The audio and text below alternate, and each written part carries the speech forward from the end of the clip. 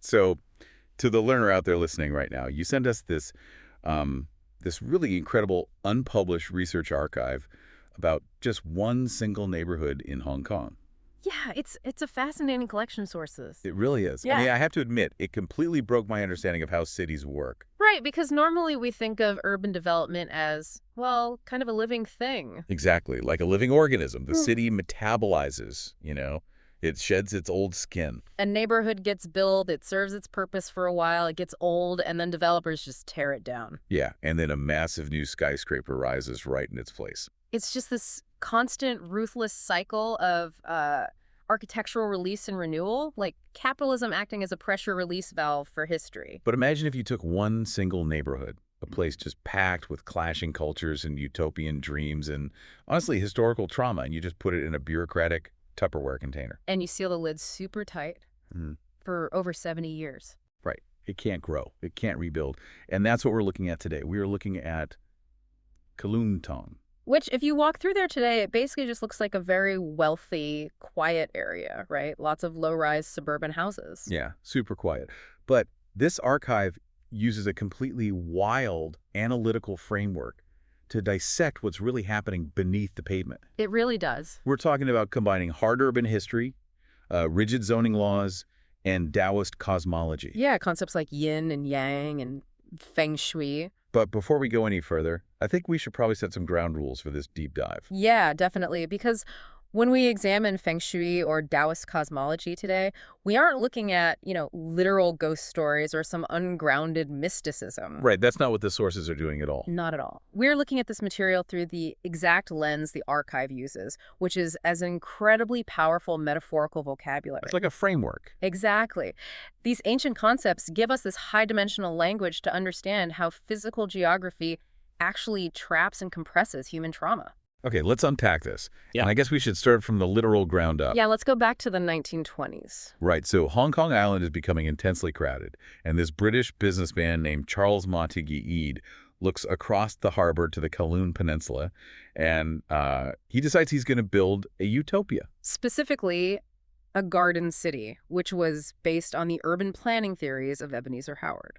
Right. Ede basically wants to manufacture this hyper-controlled slice of suburban England right in the middle of East Asia. He plans out 250 British-style two-story houses. And he maps them onto this strict, uncompromising geometric grid. Which is such a classic colonial approach. He even names the streets after English counties, Cornwall, Somerset, Rutland. Wow. Just dropping a piece of England right there. Yeah, because, the whole intention behind the Garden City movement was to aggressively engineer society through architecture. Right. By merging the efficiency of an urban grid with that idyllic low-density spacing of the rural English countryside, Ede really believed he could dictate a perfectly orderly, civilized way of life.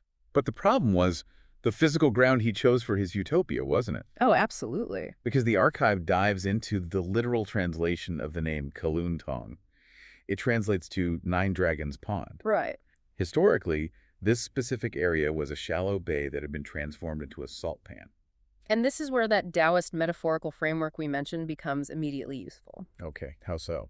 Well, in Taoist thought, a watery landscape represents yin energy. It's fluid, hidden, shifting, and deeply tied to, memory and natural cycles. And Ede arrives with his rulers and protractors. Exactly. He's determined to cap this fluid, watery landscape with a rigid, highly controlled geometric grid, which represents pure, unyielding yang energy. Oh, I see. So in the spatial philosophy of feng shui, trying to suppress a natural, fluid environment with artificial geometry, it creates a highly unstable, energetic foundation. Hold on, though. When we talk about, unstable energetic foundations, it sort of sounds like we're straying from urban planning into magic. I get that. I mean, how does a geometric grid physically fail just because it's built on a former salt pan? Well, the metaphor maps perfectly onto the physical engineering reality. Oh, really? Yeah, think about it. You're trying to lay a cookie-cutter grid of heavy British houses over a shifting, waterlogged Chinese swamp. Oh, man, so the drainage must have been terrible. The drainage is terrible. The land resists the rigid infrastructure. The utopian blueprint basically ignores the ecological reality of the valley. And structurally and economically, the whole project almost collapsed, right? It did. In 1925, massive strikes hit the construction sites. The grid stalled out. Eid himself actually died before his vision could be completed. Wow. So the entire Garden City was on the brink of becoming just a massive abandoned failure. Yeah, it desperately needed a savior. And the archive points out this brilliant historical irony regarding who actually stepped in to rescue this exclusive, pure British utopia. Right, Sir Robert Hotong?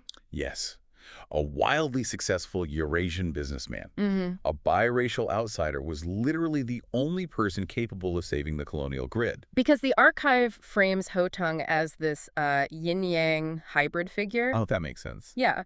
Ead's pure, uncompromising British Yang vision was just too rigid to survive on its own. It lacked the flexibility to adapt to the local environment. But Hotong bridged that gap. Exactly. He bridged the colonial ambition with the local economic and social reality. He brought the capital, the local networks, and, the adaptability needed to finally finish the houses by 1929.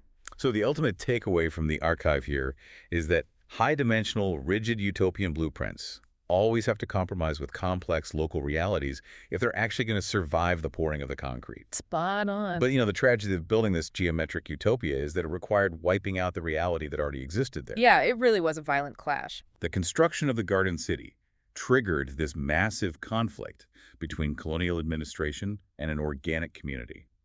Because before Charles Montague Eade ever drew his grid, Kowloon Tsai Village was occupying that land. Right.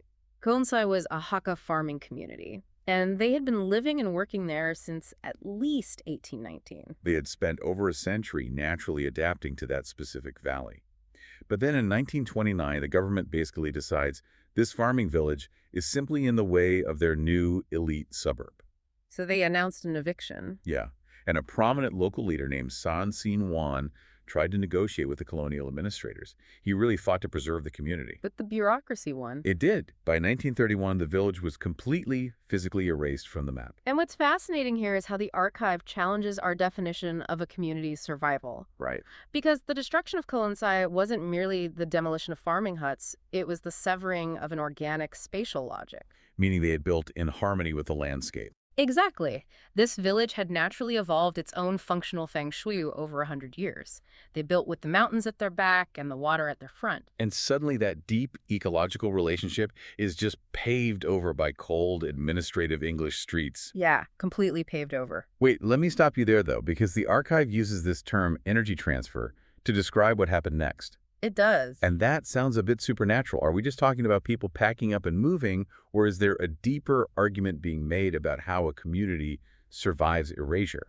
The archive is arguing something much deeper about collective memory and spatial anchoring. Okay. Yes, the three-dimensional structures vanished, but the community refused to let their identity, their key, be paved over. So how do they accomplish this energy transfer? Through their earth god, a local deity named Phuktok. The villagers physically relocated the shrine of Phuktok to a new temple in a nearby area called Tai Hang Tung. By moving the spiritual anchor, they preserved the social network. The descendants of that erased village still hold the Hungry Ghost Festival today, and they still use the old village's name. That is exactly like a computer network. How so? Well, the government came in and smashed the physical server, right? The houses, the farms. Right. But because the villagers backed up their cultural data onto a new node, the Earth God, the network stayed online, the geographic coordinates changed, but the software, the community survived. That's a great way to put it. The spiritual network proved way more resilient than the physical architecture. That's incredible. But this tension between modern planning and the ancient landscape, it wasn't confined to the ground. Right. The government's obsession with controlling the Earth with their geometric grid was about to be completely undermined by their inability to control the airspace above it. We have to talk about the Iron Dragons. We really do. We have to talk about Kai Tak Airport. Right. Kai Tak operated from 1925 to 1998, and it was famous in the aviation world for being pure, unadulterated chaos. Just absolute chaos. Because of the mountains surrounding the city, pilots couldn't rely on standard instrument landings. To hit the famous 13321 runway, A pilot flying a massive commercial jet had to visually aim for a mountain painted with a giant red and white checkerboard. Checkerboard Yes. hill. I mean, it required a level of visual precision that is almost unimaginable in modern commercial aviation. They aimed at the hill, dropped to an altitude of under 300 meters, and then executed a terrifying 47-degree right turn just 2.6 kilometers away from the tarmac. It's just wild. And the visceral reality for the residents of Kowloon Tong was staggering. Yeah. These planes were flying so low over the Garden City that locals joked they could knock a 747 out of the sky with a bamboo laundry pole. Yeah, the archive notes that if you looked up from your garden on Cumberland Road, you could literally see the flickering colors of the television screens inside the passenger cabins. It's insane. The sensory intrusion was absolute, and the archive connects this mechanical terror directly to the local topography. According to regional myth, the mountain ridge that runs through the Kowloon Peninsula is considered the fourth dragon of the area's natural feng shui network.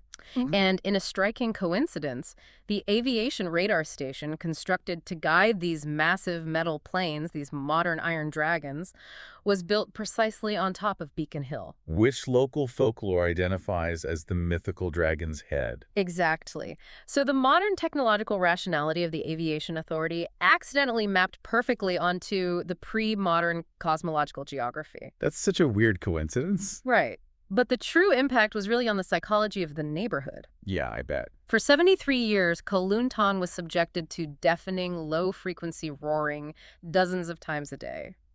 The archive actually refers to this phenomenon as non-consensual sound alchemy. Sound alchemy.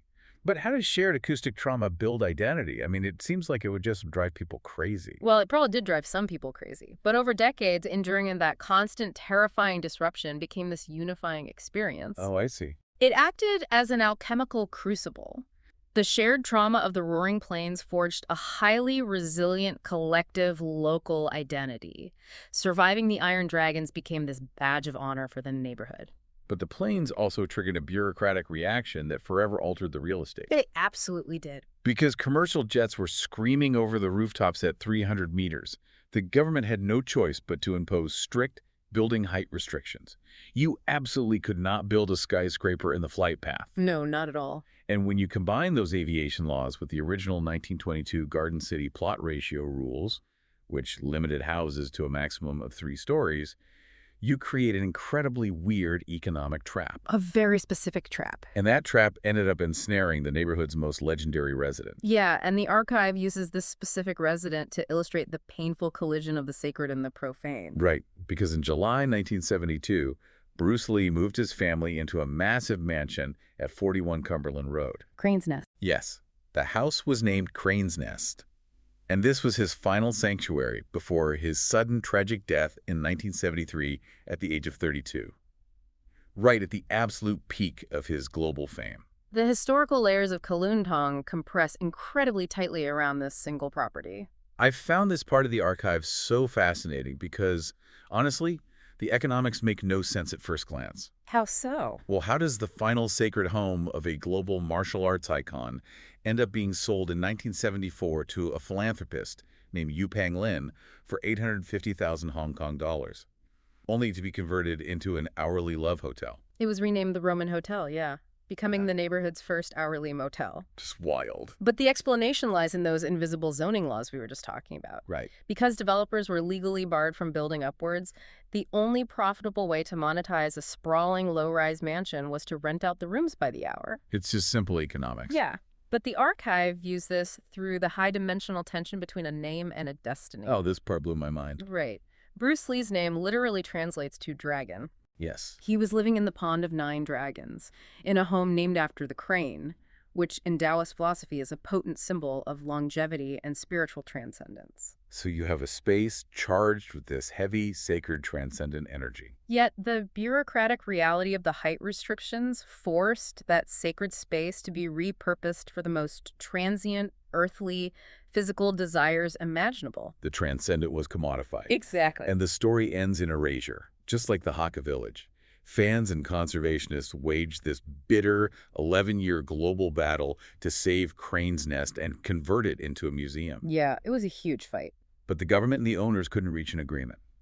In 2019, the bulldozers arrived, the house was demolished, the famous mosaic walls that Bruce Lee loved were literally turned into dust. It's tragic. But this is the exact same phenomenon we saw with the Hakka village earlier. Right. The physical bricks of 41 Cumberland Road are gone, but the key, the cultural memory, the global outrage, Bruce Lee's philosophical legacy, it didn't die with the demolition. No, it detached from the physical coordinates. Exactly. It detached, and now it circulates permanently in the digital world. The physical container was destroyed, but the energy escaped.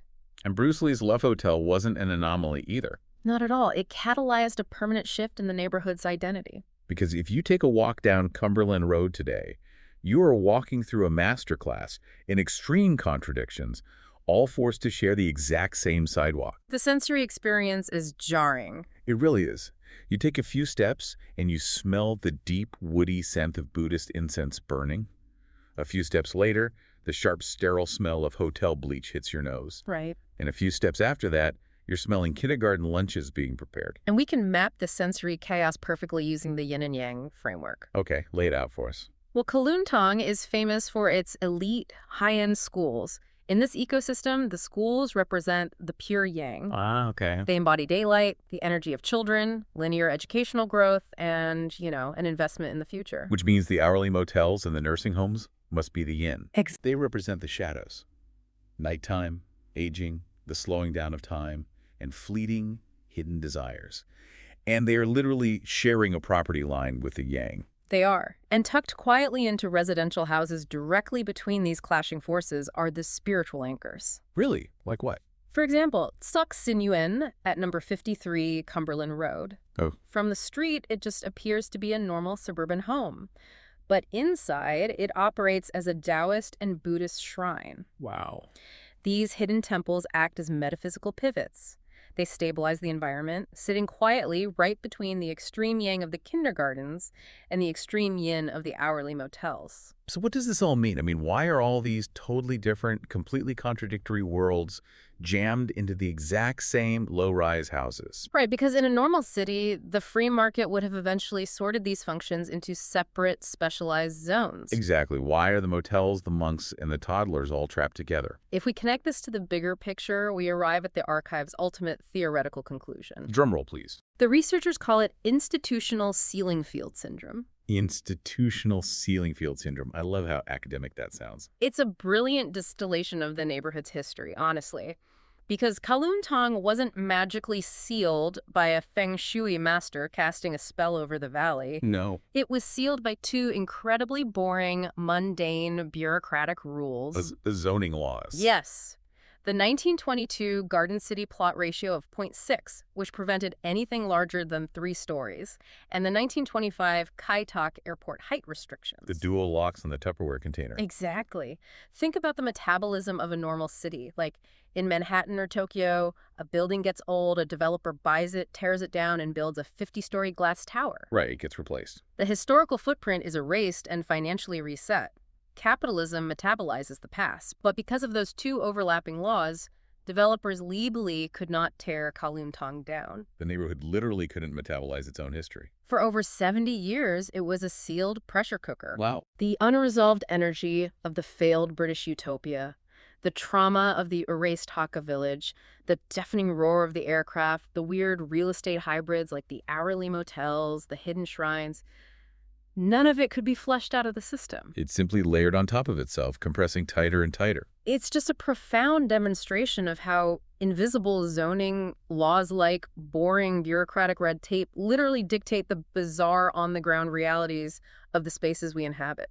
The archive completely changes how you look at a city. I mean, by blending hard bureaucratic records with ancient philosophical metaphors, we gain a completely new vocabulary to read the streets we walk on every single day. Yeah, we really do. It teaches us that a neighborhood isn't just defined by what developers choose to build there. It is defined by what the law forces to remain there. Which leads to a final, very provocative detail hidden in the archive. What's that? The seal on Kowloon Tong is officially broken. Oh, wait. The airport closed. Yes. On July 10th, 1998, Kai Tak Airport closed, and those strict aviation height restrictions were finally abolished. The lid came off the container. It did, For 7 decades, this neighborhood was a sealed pressure cooker of history, ghosts, and intense yin and yang contradictions, simply because a zoning law kept a lid on it. Wow. So what happens to a century of pent-up cultural energy now that the bureaucratic seal is removed and the modern real estate market is free to rush in and build toward the sky? That is a question that will determine whether the neighborhood's unique energy dissipates or if it transforms into something else entirely. It's going to be fascinating to watch. To the learner who sent us this incredible material, thank you for joining us on this deep dive. And next time you are walking through your own hometown, look past the modern storefronts and the fresh pavement. Look for the invisible laws, the unseen bureaucratic seals, and ask yourself, what kind of history is trapped right under your feet, just waiting to breathe? We will catch you on the next deep dive.